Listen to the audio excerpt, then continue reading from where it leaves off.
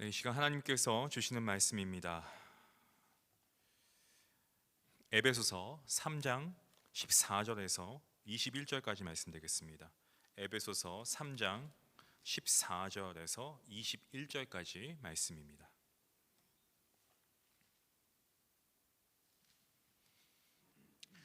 제가 말씀을 받들어 읽겠습니다.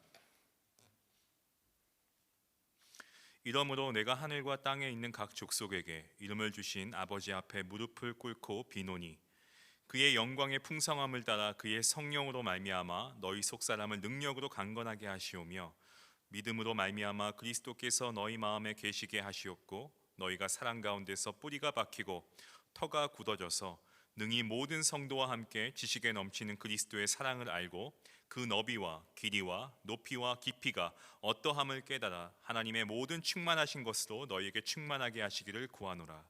우리 가운데서 역사하시는 능력대로 우리가 구하거나 생각하는 모든 것에 더 넘치도록 능히 하실 이에게 교회 안에서와 그리스도 예수 안에서 영광이 대대로 영원 무궁하기를 원하노라. 아멘. 한 선교사님이 하신 말씀입니다. 이 선교지에서의 그 외로움, 그리고 자녀 교육의 문제, 그리고 또 성취감이 그 없는 것에서 오는 그런 자멸감, 또 문화나 이런 언어의 차이에서 생기는 정말 갈등과 수많은 그런 어려움을 이기는 것은 나의 노력이나 나의 의나 어떤 나의 인내심이 아니고 내가 하나님과 얼마나 많은 시간을 함께 하느냐에 달려 있다라고 말씀하신 것을 기억합니다. 성경의 인물들을 보면은 제가 봐도 참 부러운 인물들이 있습니다. 그 중에 한 명이 이 세상을 살면서 하나님과 동행했다라고 기록되어 있는 이 에녹의 삶처럼 이 찬란하게 빛나는 생애는 없는 것 같습니다. 하나님을 날마다 만나는 것이 하나님의 뜻을 아는 것이고, 그리고 하나님의 뜻을 아는 것이야말로 하나님과 동행하는 실마리가 된다는 것을 보여주고 있습니다. 자, 그러면 하나님과 만나는 삶, 어떻게 우리가 이런 삶을 살아갈 수 있겠습니까? 그것은 바로 기도입니다. 이 기도는 문장의 나열이 아니고요, 살아계신 하나님과의 대화입니다. 대화가 없이 어떻게 하나님의 뜻을 알 수가 있겠습니까? 시편 32편 6절 말씀에는 이렇게 말씀합니다. 이로 말미암아 모든 경건한 자는 주를 만날 기회를 얻어서 주께 기도할지라 라고 말씀하고 있습니다. 기도는 하나님을 만나는 시간입니다. 성경을 보시면 이 기도라고 하는 단어가 294번이 나오고 있습니다. 그리고 성경에 나온 경건한 인물들을 보면은 이 모두가 다 기도한 인물들이었다는 것을 우리가 알 수가 있습니다. 아브라함이 그랬고, 한나가 그랬고, 사무엘이 그랬고, 그리고 우리가 잘 알고 있는 다니엘도 그랬습니다. 경건한 사람들은 언제나 하나님께 기도했습니다. 하지만 기도하는 모습을 우리에게 보여주신 분의 절정은 바로 우리 예수님이십니다. 마태복음 14장, 마가복음 11장, 그리고 누가복음 23장에서 보시면 예수님은 기도하시고 또 그 기도의 중요성을 우리에게 말씀해 주십니다. 예수님께서는 치유하시고 그리고 말씀을 선포하실 때, 복음을 전파하실 때마다 정말 인산인해를 이루었습니다. 수많은 그러한 군중들이 예수님을 따랐습니다. 하지만 그 모든 환호와 인기를 뒤로한 채 우리 예수님께서는 조용히 한적한 곳에 가셔서 기도하셨습니다. 밤잠도 주무시지 않고 기도하셨습니다. 새벽 미명에 한적한 곳에 나아가서 우리 주님께서는 하나님과 만나는 시간으로 예수님의 짧은 공생애를 채우셨습니다. 예수님의 제자들은 예수님의 능력을 보고 나서 그 능력이 너무나 부러워서 갖고 싶어서 주님, 우리에게 기도를 좀 가르쳐 주시길 바랍니다 라고 말하기도 했습니다. 기도 가운데 하나님을 만나는 영광, 이것은 우리 주님께서 기뻐하셨고 또 가르치기 원하셨던 가장 중요한 삶의 모습이었다라는 말씀입니다. 이렇게 기도가 중요합니다. 자, 그런데 저와 여러분의 기도 생활은 어떻습니까? 어떻게 하면 온전한 기도 생활을 할 수 있을까요? 온전한 기도는 우리에게 새로운 변화를 가져다 주는 그러한 기도입니다. 그렇다면 어떻게 이런 기도 생활을 할 수 있을까요? 저는 오늘 말씀의 제목을 이 사도 바울의 간절한 기도라고 했습니다. 오늘 본문 말씀을 통해서 우리에게 주신 은혜를 함께 나누고자 합니다. 그 첫 번째 포인트는 이겁니다. 하나님께서 주신 소명이 있을 때 그 소명이 기도의 불꽃과 같은 작용을 한다라는 것입니다. 제가 캐나다 토론토에서 왔잖아요. 이 토론토는 겨울이 굉장히 깁니다. 그래서 여름이 짧기 때문에 긴 겨울 동안에 정말 아무것도 할 수 있는 게 거의 없어요. 그러다가 여름이 딱 되고 따뜻해지면 뭘 하냐면 바베큐를 많이 합니다. 제가 있던 곳이 타운하우스였는데 작은 뒷마당이 있었습니다. 거기에 바베큐 그릴이 있었습니다. 겨울이 끝나면은 따뜻해지면은 먼저 하는 것 중에 하나가 뭐냐면 이 바베큐 그릴을 다시 사용하는 겁니다. 맛있는 바베큐를 해 먹어요. 여름이 길지 않으니까.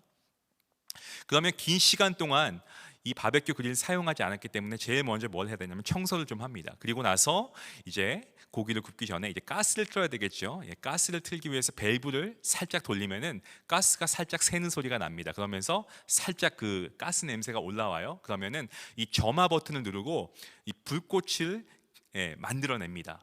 그 불꽃이 있어야지 불이 붙으니까요. 근데 이게 오랜 시간 동안 안 하다가 사용하니까 잘 안 붙습니다. 그래서 누르고 또 누르면은 소리가 딱딱딱 나더니 결국에는 불꽃을 일으키면서 이 불꽃이 불을 만들어내서 이제 맛있게 바베큐를 해 먹곤 합니다. 여러분, 가스가 있어도 불꽃이 없으면 불이 붙지 않습니다. 이것은 우리가 아무리 기도하고 싶어도 왜 기도해야 하는지 동기가 분명하지 않으면 기도에 불이 붙지 않는 것과 동일합니다. 사도 바울은 지금 기도의 중요성에 대해서 말하고 있는데 무엇으로 기도를 시작하고 있습니까? 그것은 바로 그리스도의 비밀을 깨닫는 자에게는 소명이 주어지고 이 소명이 주어질 때 우리의 기도가 바뀌게 된다라고 지금 말하고 있는 겁니다. 우리가 그리스도 안에서 정체성과 소명을 깨닫게 되면 기도를 하지 않고서는 견딜 수가 없다라고 말하고 있습니다. 그래서 오늘 본문에서 이런 사도 바울의 간절한 기도를 우리가 볼 수 있는 겁니다. 여러분, 언제 이렇게 간절한 기도를 해보신 적이 있습니까? 그때가 언제입니까? 저에게도 간절하게 기도했던 때가 있었습니다. 그때는 제가 신학교에 들어가기 이전에 제가 하나님께 하나님, 제가 앞으로 어떻게 살아야 되겠습니까? 하나님, 저를 통하여서 하나님 어떻게 영광 받으시길 원하십니까? 라고 기도했을 때 하나님께서 목회자로서의 소명을 주셨습니다. 참 두렵고 떨리는 그러한 마음이었지만 하나님께 순종하는 마음으로, 감사하는 마음으로 정말 하나님께 매달리면서 앞으로의 저의 목회를 놓고 하나님께 뜨겁게 기도했던 적이 있습니다. 그리고 가정을 이루었을 때 하나님께서 축복의 선물을 주셨습니다. 새 아이가 태어났는데 너무 감사한 거예요. 그러면서 하나님께서 그 은혜를 저로 하여금 기도하게 하셨습니다. 그리고 저에게 이런 깨달음을 주신 거예요. 하나님께서 한 가정의 남편으로서, 그리고 아버지로서, 그리고 제사장으로서 나에게 소명을 주셨구나. 그러면서 하나님께 그 귀한 직분을 감당할 수 있게 해달라고 기도를 열심히 했습니다. 여기서 중요한 공통점이 있습니다. 그것은 바로 하나님께서 나에게 소명을 주셨다는 겁니다. 하나님께서 나에게 주신 소명이 확실하게 있으면 어떻게 우리가 기도하지 않을 수가 있겠습니까? 오늘날 우리가 기도하지 못하는 것은 소명이라고 하는 이 불꽃이 없어서가 아닐까요? 오늘 주신 말씀을 통해서 이 소명의 불꽃을 회복할 수 있는 저와 여러분이 될 수 있기를 간절히 소원합니다. 두 번째 포인트입니다. 성령 하나님 안에서 강건한 마음이 우리의 기도의 불을 계속 지펴줄 수 있다는 겁니다. 기도의 불을 지피는 건 너무나 중요합니다. 맞습니다. 하지만 더 중요한 것은 기도의 불이 꺼지지 않고 계속해서 지속되는 겁니다. 기도를 열심히 하는 것 같은데 기도의 초점을 잃어버립니다. 불꽃은 있었는데 오래가지 못합니다. 기도를 하는데 어떻게 기도해야 될지 몰라서 어려워할 때가 있습니다. 오늘 사도 바울을 보시면 기도의 초점에 대해서 분명하게 말하고 있습니다. 무엇을 위해 기도해야 될지 모를 때 사도 바울은 무엇이라고 말합니까? 그 사람의 속사람이 강건해질 수 있도록 기도할 것을 말하고 있습니다. 본문 16절 말씀입니다. 그의 영광의 풍성함을 따라 그의 성령으로 말미암아 너희 속사람의 능력으로 강건하게 하시오며, 성령님 안에서 강건하게 되는 것이 온전한 기도라고 말하고 있습니다. 여기서 사도 바울이 말하고 있는 속사람이 강건해진다라는 말은 고린도후서 4장 16절 말씀에 더 자세하게 설명되어지고 있습니다. 그러므로 우리가 낙심하지 아니하노니 우리의 겉사람은 낡아지나 우리의 속사람은 날로 새로워지는도다. 신앙생활을 오래 했다고 하지만, 직분자로서 정말 오랫동안 교회를 섬기고 성도인들 섬겨왔다고 하지만 어느 순간 누군가가 나를 서운하게 하거나 나에게 마음 상하는 말을 하면 그게 너무나 힘들고 불편해하고 시험에 들기까지 합니다. 이 모든 것은 우리의 속사람이 건강하지 못하기 때문에 그런 것입니다. 사도 바울은요, 우리가 신앙생활 하다 보면은 산전수전 다 겪는다고 합니다. 고난을 받는 것이 당연하다라고 합니다. 지금 사도 바울은 복음 때문에 감옥에 갇혀 있습니다. 그러면서 그가 하고 있는 것은 에베소 교인들에게 뭐라고 말하고 있습니까? 속사람이 강건해지기를 원한다라고 지금 말하고 있습니다. 그만큼 그게 중요하다는 겁니다. 자, 그럼 어떻게 하면 속사람이 강건해질 수 있을까요? 그 첫 번째로 사랑 안에서 뿌리를 내려야만 강건해질 수가 있습니다. 본문 17절 말씀입니다. 믿음으로 말미암아 그리스도께서 너희 마음에 계시게 하시옵고 너희가 사랑 가운데서 뿌리가 박히고 터가 굳어져서 라고 말씀합니다. 여러분의 기도는 어디에 뿌리를 내리고 있습니까? 우리가 하나님의 사랑 가운데서 뿌리를 내리고 기도를 해야 되는데, 그렇지 않고 무작정 기도하고 무작정 우리가 오랫동안 하나님께 매달리다 보니까 오랜 시간 기도를 해도 속사람이 강건해지지 못하는 겁니다. 기도할 때 주님 하고 우리가 부르짖고 열심히 기도하지만 하나님께서 나를 사랑하신다고 하는 그러한 확신이 없이 기도하시면 안 됩니다. 하나님께서는요, 여러분 놀라지 마시기 바랍니다. 아무런 조건 없이 창세전부터 이미 저와 여러분을 하나님의 구원받은 자녀로 선택하신 줄로 믿으시길 바랍니다. 여러분, 하나님께서는 여러분을 사랑하십니다. 더 놀라운 것은 하나님께서는 여러분을 작정하고 사랑하십니다. 여러분이 넘어지고 여러분이 시험 들고 쓰러져도 끝까지 포기하지 않으시고 지켜주시고 복 주시겠다고 작정하신 분이 바로 우리 하나님이십니다.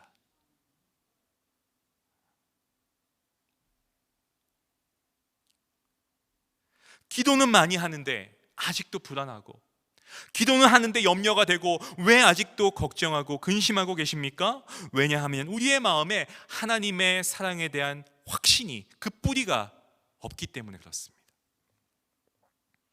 하나님의 사랑, 어떠한 사랑입니까? 로마서 8장 32절 말씀에 자기 아들을 아끼지 아니하시고 우리 모든 사람을 위하여 내주시니가 어찌 그 아들과 함께 모든 것을 우리에게 주시지 아니하겠느냐. 너무나 귀한 말씀입니다. 하나님의 독생자이신 예수님까지도 우리에게 내어주신 분이 하나님이시고 그 놀라운 사랑이 하나님의 사랑이라는 겁니다. 이런 하나님의 사랑이 뿌리 박힌 믿음이라면 무엇이 두려울 것이 있겠습니까? 무엇이 우리를 불안하게 만들 수가 있겠습니까? 우리가 하나님의 사랑 안에 뿌리 박힘으로 기도하면 모든 상황 속에서 함께 하시는 하나님께서 여러분이 처한 환경 가운데, 특히나 지금처럼 이 코로나 바이러스로 고통받고 신음하고 있는 우리를 보시고 저와 여러분을 지키시고 보호하시고 결국에는 이 바이러스를 멈추게 하시고 모든 환난과 고통에서 건져내실 줄로 믿습니다. 한 목사님께서 교인과 나눈 이 대화의 내용이에요. 이 성도님이 목사님에게 이런 말을 하는 겁니다. 목사님, 저에게 두 자녀가 있는데 한 명은 너무나 정상이에요. 근데 한 명은 너무나 독특합니다. 제 아이지만 이 녀석은 좀 당돌하고 좀 어떻게 보면은 좀 뻔뻔해요. 그 목사님이 그 말씀 들으시고 궁금하니까, 아니 어떻길래 성도님의 자녀를 그렇게 표현을 하십니까? 라고 하니까 이 성도님이 이렇게 얘기합니다. 그때가 어버이날이었는데 이 아이가 부모님께 와서 대뜸 이렇게 감사하다고 얘기하는 거예요. 부모님 감사합니다. 그런데 부모님 저 낳아주셨으니까 부모님 저 끝까지 책임지시고 잘 돌봐줘야 됩니다 라고 했다는 거예요. 참 당돌한 것 같으면서도 어떻게 보면은 참 귀하다, 이쁘다라는 생각이 들어요. 하나님의 자녀인 저와 여러분도 이런 당당함이 좀 있으면 좋겠습니다. 이 아이는 부모님이 낳아줬으니까 그 부모님이 자기를 잘 돌봐주고 키워줄 것을 믿기 때문에 이런 말을 하는 거죠. 지금 사도 바울이 말하고 있는 것이 바로 이겁니다. 구원은 하나님께 달려 있습니다. 여러분 믿으십니까? 하나님께서 구원을 이루시는데 이 구원은 하나님께서 완성하시는 겁니다. 구원함을 받은 저와 여러분은 이러한 강건함을 가지고, 담대함을 가지고, 당당함을 가지고 하나님의 사랑 안에 뿌리를 내리고 기도해야 할 줄로 믿습니다. 두 번째는 우리가 무한한 사랑을 알고 깨닫게 될 때에 강건해질 수 있다는 겁니다. 그럴 때 우리 속사람이 강건해진다는 겁니다. 본문 18절 말씀입니다. 능히 모든 성도와 함께 지식에 넘치는 그리스도의 사랑을 알고, 자 여기서 지식이 넘친다라는 말씀이 나오고 있는데 이 말씀은 하나님을 우리의 어떤 머리로 이론적으로 아는 그런 지식이 아니고 헬라어를 보면 넘친다라고 하는 이 의미가 무엇이냐면 초월한다는 겁니다. 넘어선다는 겁니다. 우리 모든 인간은 한계가 있습니다. You are so limited. 우리가 가지고 있는 하나님에 대한 이해와 지식은 한계가 있을 수밖에 없습니다. 당연합니다. 능력의 기도는 우리가 알고 있는 능력을 초월해서 하나님의 사랑을 계속해서 깨닫고 하는 기도가 능력의 기도입니다. 그것을 오늘 사도 바울이 말하고 있습니다. 성도 여러분, 능력의 기도를 하길 원하십니까? 전 능력의 기도 하고 싶습니다. 그렇다면 능력의 기도를 하라고 지금 사도 바울이 말하고 있습니다. 능력의 기도는 어떻게 하는 기도입니까? 열정적으로 소리내서 크게 하는 기도가 능력의 기도입니까? 아무런 막힘 없이 술술술 기도할 수 있는 것이 능력의 기도입니까? 아니면 기도할 때 사용하는 단어가 고급스럽고 고상하고, 그리고 그 기도의 내용이 정말 신학적으로 교리적으로 너무나 훌륭한 기도가 그런 능력의 기도입니까? 아니면 기도할 때마다 모든 기도가 다 속속 응답되는 기도가 능력의 기도입니까? 물론 이런 기도가 필요합니다. 하지만 오늘 말씀에서 사도 바울이 말하고 있는 능력의 기도가 무엇이냐면 하나님의 사랑하심과 하나님의 뜻을 깨닫게 되는 기도가 능력의 기도라고 말하고 있습니다. 바울은 지금 감옥에 있습니다. 그러면서 하나님 나를 좀 감옥에서 꺼내 주십시오 라고 해서 감옥에 나와서 그것이 능력의 기도이다 라고 말하는 것이 아닙니다. 그는 여전히 감옥에 있습니다. 여전히 고난받고 있습니다. 여전히 그에게는 아무런 환경의 변화가 없습니다. 하지만 그 감옥 안에서도 하나님의 뜻을 깨닫게 되는 것, 그것이 바로 능력의 기도라는 것을 말하고 있습니다. 우리는 우리의 기준으로 생각합니다. 내가 기도하고 하나님께서 기도를 들어주시면 내 믿음이 성장하는 것 같다가도 응답 안 해주시면요 섭섭해합니다.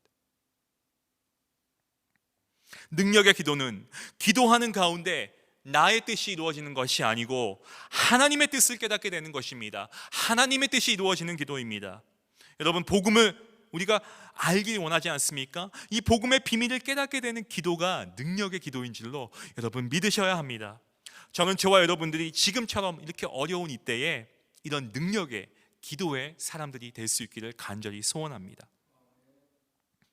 본문 19절 말씀입니다. 그 너비와 길이와 높이와 깊이가 어떠함을 깨달아 하나님의 모든 충만하신 것으로 너희에게 충만하시기를 구하노라 라고 말씀합니다.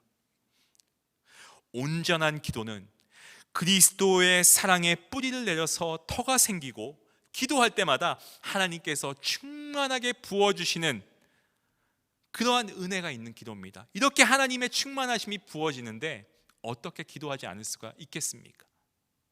왜 기도해야 됩니까? 하나님께서 저와 여러분을 불러주셨기 때문에 그렇습니다. 그 소명이 분명하고 그 소명 때문에 기도하지 않으면 견딜 수가 없고, 내가 기도하면 기도할 때마다 하나님의 충만하심이 채워지기 때문에 기도하지 않을 수가 없다는 겁니다. 문제와 어려움이 있을 때에 하나님을 찾으시길 바랍니다. 하나님은 모든 문제보다 크신 분이십니다. 하지만 그게 기도하는 참 목적이 아니고, 하나님의 충만함을 경험할 수 있는 기도 생활을 하는데 그 목적이 있습니다. 여러분의 영적인 온도는 어떻습니까? 여러분 가정의 영적인 온도는 어떻습니까?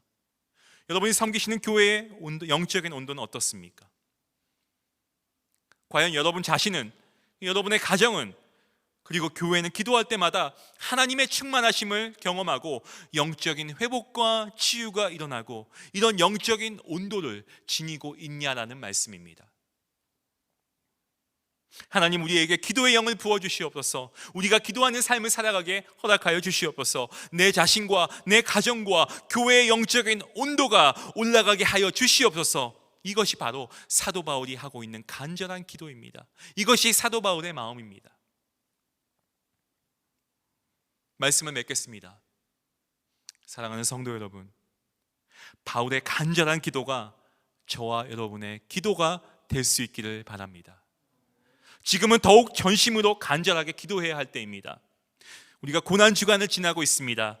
우리의 죄를 위하여서 순환받으시고 십자가에서 죽기까지 우리를 사랑하신 주님의 고통에 함께 참여하시는 가운데에 지금 이 코로나 바이러스로 인해서 고통과 어려움에 처한 시간 속에서도 날이 갈수록 더욱 뜨거워지는 기도 생활을 갈망하시기를 바랍니다. 기도하는 가운데 하나님의 뜻과 경륜을 깨닫게 되시고 하나님의 충만하심을 경험할 수 있기를 간절히 소망합니다. 또한 온 우주 만물을 말씀으로 창조하시고 다스리시고 주관하시는 살아계신 하나님의 능력이 우리의 기도를 통해 놀랍게 나타나는 저와 여러분 모두의 삶이 될 수 있기를 주님의 이름으로 간절히 축원합니다.